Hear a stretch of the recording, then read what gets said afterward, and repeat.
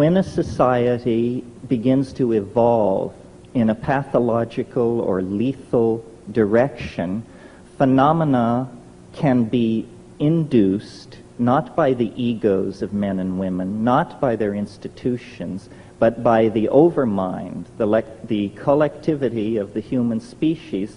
Phenomena can be induced which are so corrosive to the ideologies currently in place that their underpinnings are cut away, their validity is called into question, and their programs for social development and control are invalidated and destroyed.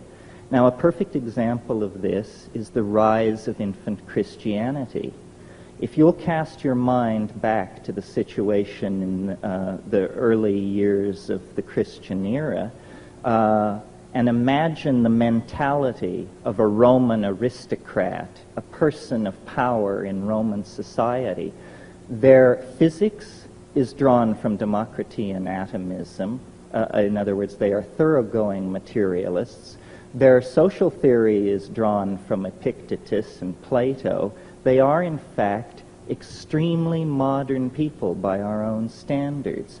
However, among the gardeners and kitchen help and stable boys, there is news of a momentous event in the Middle East. A Jewish rabbi has triumphed over death and risen after 3 days in the tomb.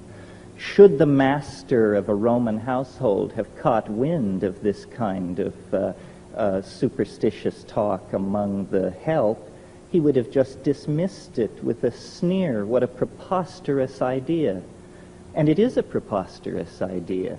Nevertheless, the fact that an idea is preposterous has never held it back from making zealous converts.